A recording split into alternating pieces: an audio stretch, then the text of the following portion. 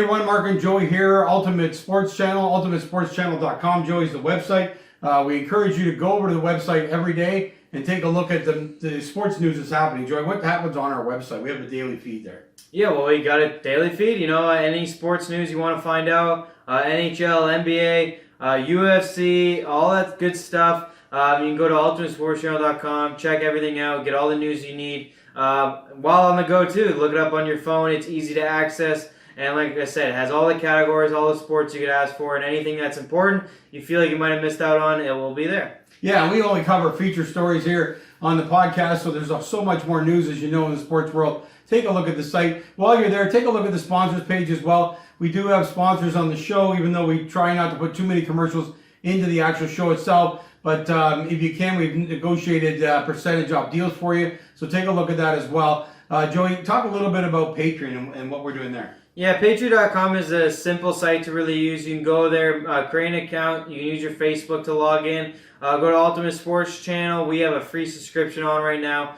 So you can see all the videos, get all up-to-date stuff weekly. And, also we have some special deals that, you could talk about there too. Yeah, we have some bonuses if you sign up and get a subscription. A free 3-night stay anywhere in the United States, as well as a $100 restaurant card and a $100 travel savings card where you can save money whatever you're doing on the road. So there you go. You get those no matter what. Even though the subscription is free, you'll get those bonuses. So take a look at that. Finally, I want to talk about our friends on Roku. That's where we started. Roku was the beginnings of the show. We do appreciate the customers watching on Roku. We do want to mention one thing, if you could, to help us within the Roku community. If you could go and give us a rating, I think it's a rating they call it, or review. It's very simple to do, but you got to do it when you get to the channel, not once you watch a video. A little bit of a chaotic system they have there for that. But go right away before you get into the videos. Hit the star button on your remote, and if you can leave us a rating there, we really appreciate it. Like I say, it kind of raises our view within the Roku community and brings us more viewers, which is what we're trying to do, and do more of the show. So there you go. We want to get into the NHL right now. Probably the biggest story in all of sports right now. It's interesting, Joey, how little things start off and then, whoa, the whole world falls apart, and the NHL's in the middle of that right now. Yeah, obviously the scandals with all the old-time coaches and harassment of players, stuff that they might have said, made the players do. We have one situation with racism as well, with Bill Peters, who has now been fired as the Calgary Flames head coach. They had brought the player in to have a meeting to talk about it. They're going to try to find ways to make it better. Obviously, Mike Babcock has been trashed by many players, current and former, with what he made Marner do as a rookie, some of the things he might have said to some of these veterans, how he treated the players and how he talked, and now another one in Chicago. So, it's one of those things that is kind of unfortunate from the fact that, obviously I'm sure the coaches will say it was from their time and that's how they coach, that's how they were coached, and that's just sort of how they understand to get stuff across. Obviously times are changing. It took the Leafs to play bad enough to eventually get their coach fired, to get a new young coach in who is in his late 30s or early 40s. I think he's around that age. I believe 39, Sheldon Keefe, who is with the modern times. You favor the stars. These stars make a ton of money. You understand. You talk to them. They're in meetings. You talk about game plans with them. You treat them more as equals instead of as like you're the boss. More like partners instead of treating them like, a low-level employee. You kind of first saw it with Brady and Belichick, LeBron, and any coach he brought along. Players run this league now, and hockey's up to the standard of these players make a ton of money. They are not going to be berated like you could in the past by these coaches. They are your equal now. They are worth more than you even. They will side with the player over the coach. A battle will always end with the coach being fired nowadays. So now all these old-time coaches are not fitting in with the NHL, which is fine. I think you're going to obviously see a huge turnover. Get all young coaches in. I wouldn't be surprised if the Flames hire a young coach. The Leafs have hired a young coach, like I said, Sheldon Keefe. And Chicago's just an assistant coach. They'll get rid of him. But their head coach is a young head coach. You're going to see this happen. Hopefully, unless it's very, very serious, it kind of goes away. I understand what the coaches might call some of these players was disgusting, although I will stand by the fact I'm sure it was their time, and you can probably relate more Yeah, to that. I played as a kid back then, and we got treated pretty badly as young kids. So I'm sure the NHL hopes this goes over fast. Get new coaches in there, move on, say you're working on stuff, which I hope you are. Put in a code of conduct for these coaches. Make all the new coaches realize these players are your equals now. It's not the old days. But I'm sure you can relate even more than I can. I just know hockey a lot and a lot of history of hockey. But it's just probably the way they coached, and they didn't know any different. Oh, there's no doubt. I mean, if you went back as far back as like Toe Blake, who might be considered the greatest Scotty Bowman, they were tyrants. I mean, that's the way they coached. Punch Imlach was the same. It came from those days, and that's exactly what you're saying. But it's good. It's come out. The interesting part to me, Joey, this is the same thing about the celebrity one in Los Angeles. It took all this time, and guys who played under these kinds of guys, like Chris Chelios, who was a superstar.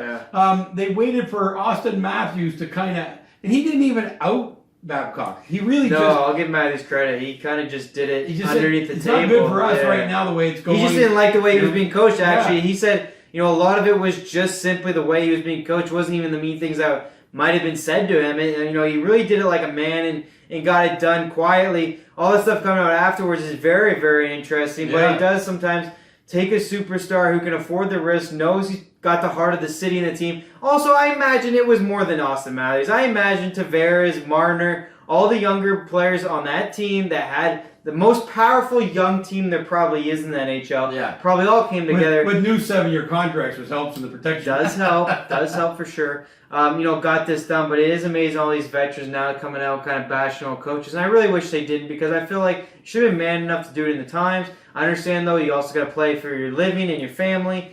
So I kind of get all sides of it. The problem is it is wrong, and they're getting rid of it. So, I'm sure that's what the NHL is going to come out and say. And I did hear the one statement, Gary Bettman's like, we're working on it. We had good meetings with the players, especially with the racism one is obviously completely wrong. And, they're working on it. They're going to fix it. But I think the way they're going to work on it and fix it is just get rid of all the old coaches. You'll see new young blood. It's like the NFL. Once Sean McVay came in, every young coach now, every head coach is young.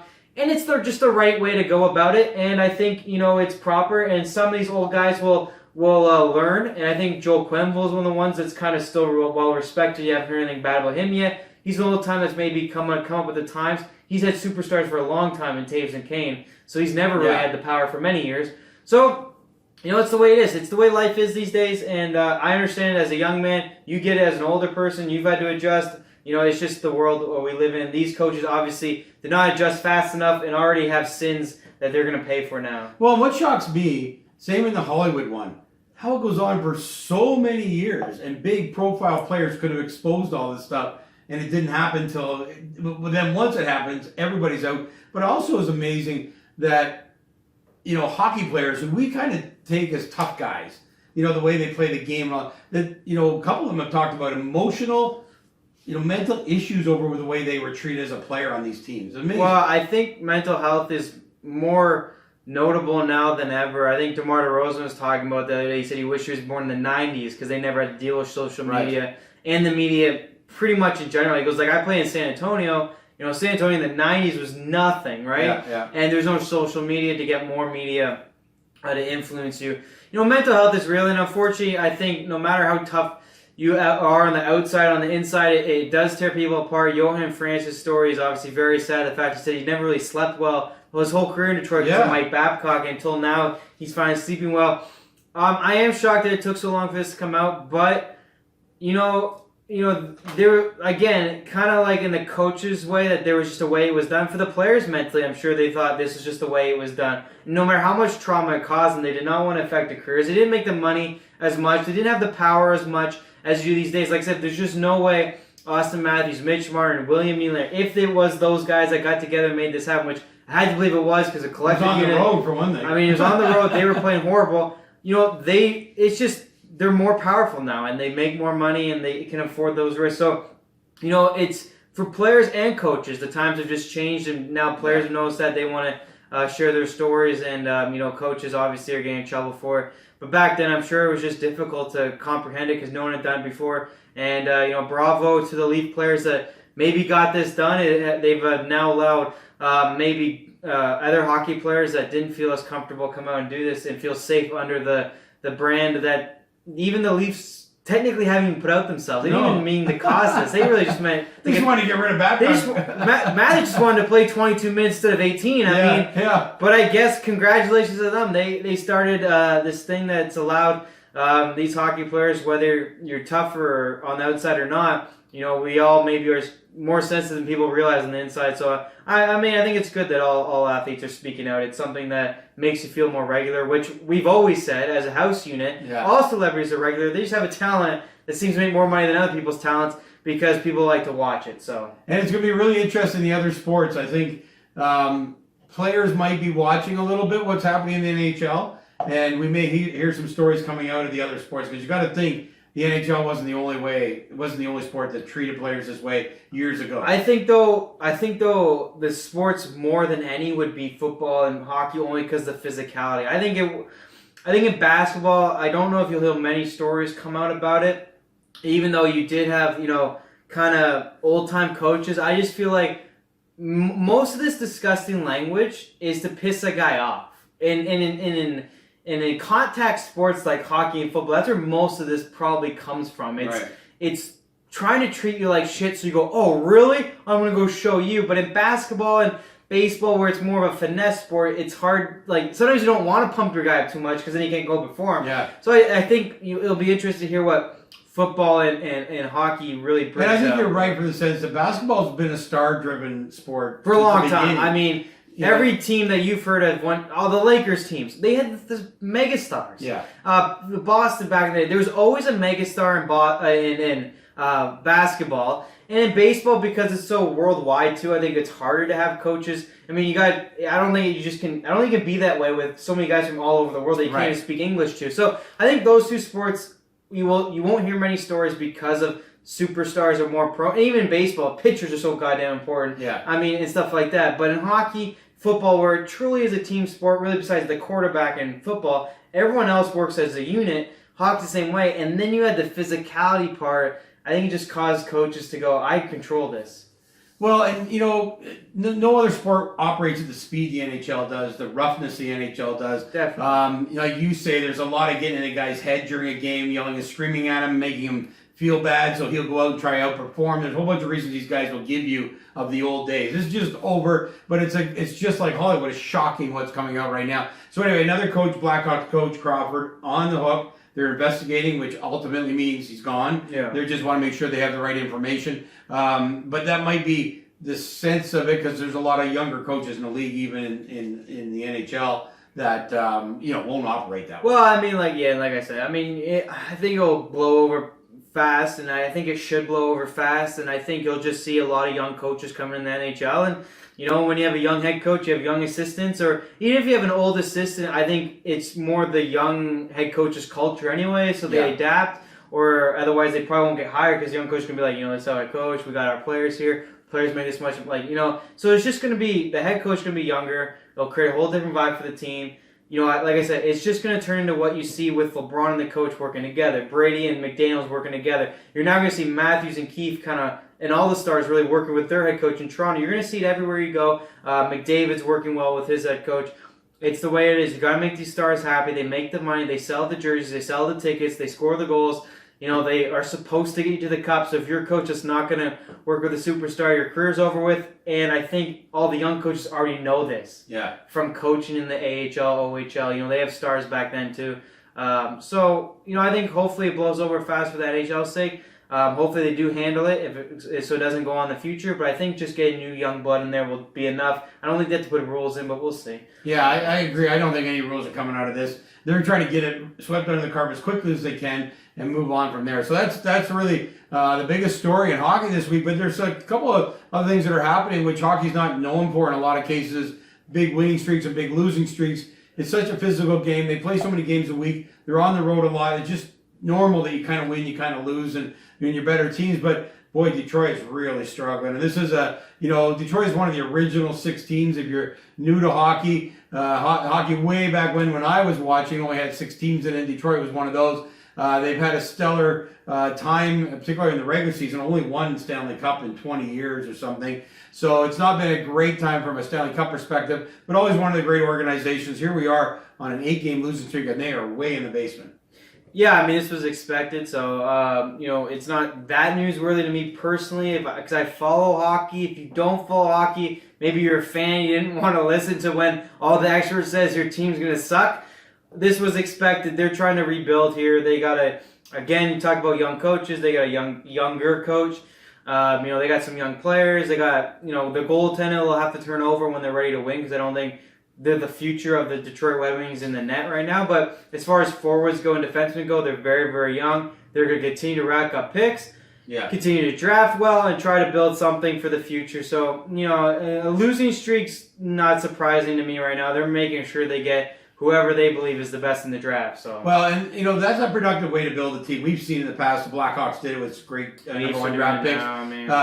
Pittsburgh did the same thing with Crosby. Mario Lemieux before that. Lots of teams have built Stanley Cups by the draft, and I think we're going to see another team working on that. It'd be great to see Detroit back up in the rankings there, just like the Leafs. I mean, we didn't make the playoffs for like 10 years. And now all of a sudden we got a powerhouse team that's young, has to keep getting better, but then we have the tools in place now to win a Stanley Cup. Right at a stage where we're expecting playoffs at least. Yeah, so we're going to see that. Talking about other things that are fun to see is that Jack Eichel's gone into Buffalo here and extended the longest active point streak in the NHL to 10 games. He had a goal and 2 assists the other night. So, that's a lot of games to get a point or, a goal or assist in every game for 10 straight games. Yeah, I mean, it probably comes down to the fact that you play your superstars and he plays a lot of minutes. He's the captain in Buffalo right now on a decent team. I don't think we'll squeak out a playoff spot, but they've had some good runs at certain points of the last couple of years. So they're very close. They probably know that. But he's the captain. I think he's doing a good job as the captain. He's playing lots. He's getting the opportunity to score goals and get assists. Good streak. I mean, I think it's going to be more impressive if the team continues to get better, I think. Yeah. But this is something to build on. I think it's going to draw some players when other players are in free agency and go, okay, they look ready. They're offering me a good contract. They might now actually go there, where in the past it was almost hell to go to Buffalo. So well, we watched the weather this week. It's still hell weather-wise, but hey, at least if you're going to go to a bad weather team, you might as well be a good one, and they're building towards that. So, impressive streak. Happy for him. I think it's important to have a star like him in Buffalo, as it was kind of in football, with Josh Allen as the quarterback there. So, you build around stars, and he's proven to be a very worthy one. And I think it's something to watch going forward, and hopefully they can add some pieces so that team is good one day and in a playoff spot. Yeah, I think that's what we're going to see, a very streaky team. Very streaky. I mean, last year they were in first place at one point, don't even make the playoffs. And that was like halfway through the 20 year. 20 games without losing, without a loss, and yet they still didn't make the playoffs. So that's hard to do, guys. That's really hard to do. Oh, my God. It's really hard to do. The other one, too, is... the Lightning are coming back. That was a really bad start to the season, but they've had a little streak here, third straight win. They had a 7-game winning streak, I think, 2 weeks ago. Started to look like the playoff team that they were last year. Certainly not a world beater like last year. They set a record for points, so certainly not doing that. Yeah, I mean, it's hard to follow that up. I mean, obviously contracts are asked for from everybody when you break a record. Not just first and second liners, but third and fourth liners are going, hey, we obviously helped to that record. Yeah. I think, part of it is riding their young goaltender. They worked him really hard last year. He played a lot of games. I think he's kind of been still very, very good, but not as good as he was last year. So I think they probably split that up a little bit. Got a little bit injured last year. They're kind of healthy now. Stamkos is in and out of the lineup still, but, they're just talented enough that they're going to come back and they'll be a playoff team. I never really had any worries of them coming back. Same with the Leafs. There's just too much talent that if chemistry is good, which looks like it's back to normal with them, right. They have a good relationship with their head coach. I just, it's expected to me, and I think they'll be fine. They need to get back to the playoffs for sure and redeem, because last year they broke all the records and didn't get past the first round. So maybe it's a new strategy. I don't know. Rest the players. Maybe let's make the wild card and then win a couple rounds. Let's not work so hard in the regular season. I guess. Hey, listen, you and I were in Tampa this weekend. Yeah. We went down and helped a friend with a hockey tournament down there that they're running for the little kids. Right up to U18, actually. It was quite exciting hockey. I mentioned this for 2 reasons. One is Tampa is really nice. We were down there a couple of years ago as well, spent some time down there. That city is amazing to go. If you get a chance to go visit there, fantastic place to go. We enjoyed it. We were in the rink most of the time, so kind of didn't get to enjoy the typical. We did get most half of a day that we got a chance to get outside and enjoy the weather. It was fantastic down there. But anyway, mention the kids. We kind of forget in Canada sometimes what they've done to build organizations in these cities that got franchises later are in the South. There's lots of options. Beach for one. It was actually kind of funny to see teams cheering when they lost out the tournament. God, yeah. The kids are like, all right, we get to go to the beach almost for a whole day. So, that's pretty funny where in Canada, man, and there was a lot of Canadian teams down there. It's all about winning. But they wanted to get to the beach, the Canadian kids. It was so hilarious to see them not upset over losing a game and out of the tournament because they got extra time down the beach. However, the other thing was, got to give credit to any sports team that plays in these cold climates.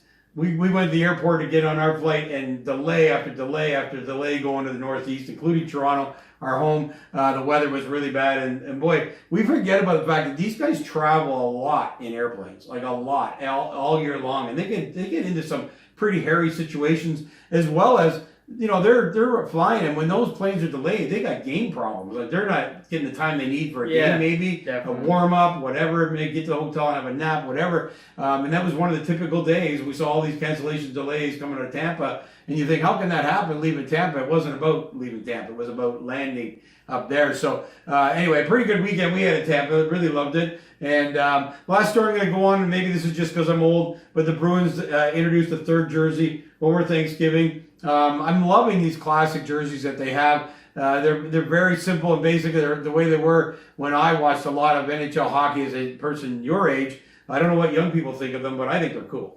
Well, I mean, everything that's old that comes back is cool. I mean, we talk about this all the time in our household. Everything that was once, you go away from it for certain reasons, they always come back and they always seem cool again. I like the jerseys. I mean, I feel like they've upgraded them too. I mean, as much as they have the old design, they look really, really cool. But it's funny, the classics come back. I mean, the outdoor games, the brown pants and gloves, the goalie pads, the brown goalie pads that people just love, and the old mask even for goalies that they paint on their new masks.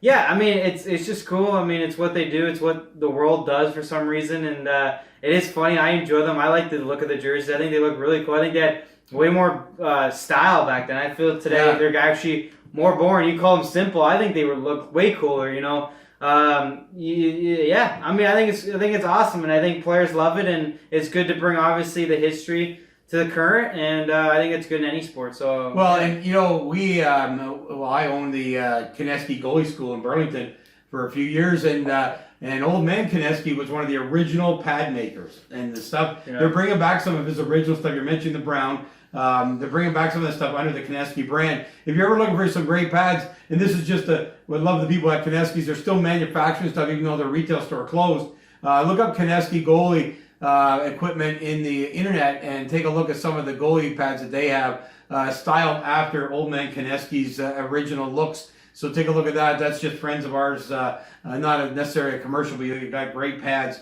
if you want to take a look. And all goalie equipment, but the pads are really unique. So there you are. That's the end of the NHL for this week. We'll look forward to being back on Monday night with a new week in the NHL.